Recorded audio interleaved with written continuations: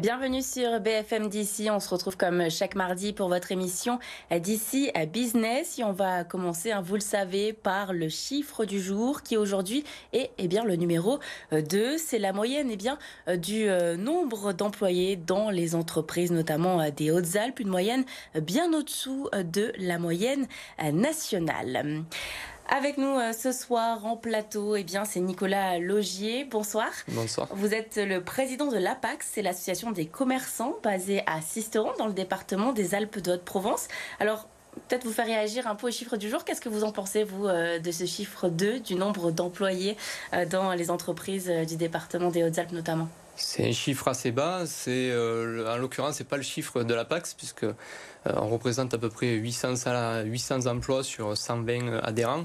Donc c'est un chiffre plus élevé, mais voilà, c'est un chiffre assez bas, c'est vrai. Mais bon. Alors l'APAX, elle regroupe de nombreux commerçants, de nombreux commerces basés à Sisteron.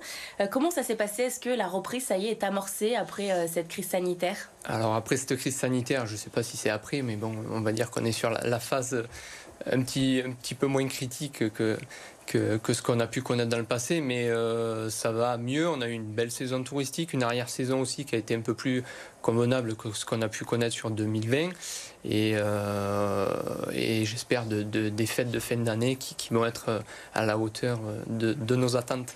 Vous sentez encore l'inquiétude des commerçants, des professionnels ? Tout à fait, on sent encore l'inquiétude des commerçants qui ont du mal à se projeter sur l'avenir. Tous les professionnels ont assez de mal à se projeter sur l'avenir et c'est dur de pouvoir se développer et faire des projets quand on n'a pas de vision sur du long terme, quoi. On voit dans plusieurs communes, notamment je pense à Digne-les-Bains, certaines entreprises, certains commerces qui baissent le rideau dû à la crise sanitaire. Est-ce que c'est le cas ? Est-ce que ça a été le cas, par exemple, à Sisteron, des commerçants qui ont dit voilà, aujourd'hui on ne peut plus continuer ? Non, ça n'a pas été le cas à Sisteron. Avec la municipalité et la PAX, on a essayé de tout mettre en œuvre pour vraiment venir soutenir nos commerces de proximité. Puisqu'on peut même dire que sur l'année 2020, il y a eu 7 commerçants qui ont ouvert. Donc en pleine crise Covid, des commerçants qui ouvrent. On n'a pas eu de fermeture. Donc non, on n'a pas connu ça. Mais par contre, on va dire qu'on résiste bien. Après, c'est pas non plus l'euphorie économique, mais voilà, on résiste bien sur Sisteron avec un taux de cellules vacantes quand même qui est à 4%, et on essaye de se battre. Avant la crise Covid, on s'était dit zéro rideau fermé, et on va essayer quand même avec la crise Covid d'y arriver. De relancer un petit peu l'économie. Est-ce que vous sentez que les clients sont au rendez-vous, qu'ils reviennent petit à petit dans tous les commerces ? Alors oui, les clients sont au rendez-vous, ils reviennent petit à petit dans tous les commerces, mais il y a encore, on va dire, une frange de clientèle sur un profil qui a la crainte encore qu'ils ne viennent pas. Et puis après, il y a le fameux problème du pass qui est assez compliqué à gérer pour certains établissements, notamment, je pense, dans les bars ou les restaurants, où c'est qu'il y a certains n'y vont plus depuis maintenant quelques temps. Alors pour attirer, la PAX essaye de mettre en place plusieurs opérations. Je pense notamment à vendredi, ce sera le Black Friday.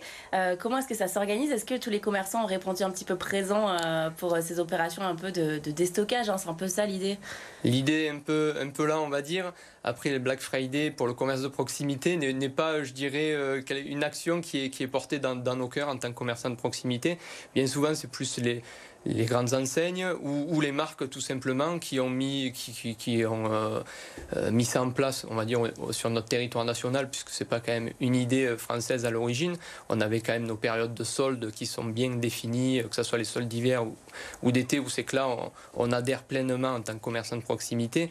Black Friday, c'est vraiment un événement commercial, mais vraiment pour des marques. Et le peu de commerçants de proximité qui participent, on en a quelques-uns sur Sisteron qui participent, c'est pas la majorité, le font vraiment par déni par rapport à leurs marques qui eux-mêmes cassent les prix sur les sites internet. C'est surtout une concurrence venue du net, comme on la côtoie tous les jours maintenant dans nos commerces de proximité. On vend des produits de qualité, c'est ce qu'on essaye de prôner en tant que commerçant de proximité. Et qui dit produit de qualité, il faut qu'il y ait le prix qui aille avec. Et c'est un petit peu cette idée-là qu'on veut continuer à défendre. La plus grosse période pour vous, celle que vous attendez avec impatience, c'est celle de Noël. On l'a vu à Sisteron, ça commence un petit peu à prendre forme, les lumières s'installent. C'est un peu le plus gros chiffre d'affaires, un des plus gros en tout cas pour tous les commerçants.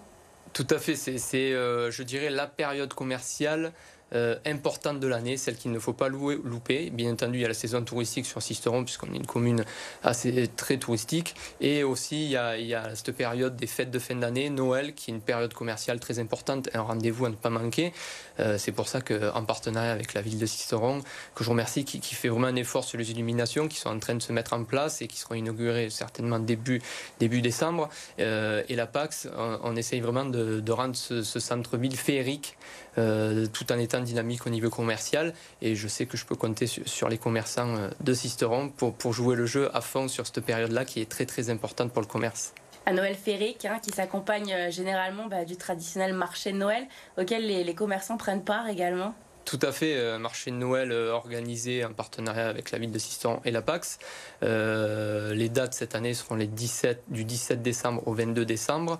Un marché qu'on est en train de peaufiner, de terminer.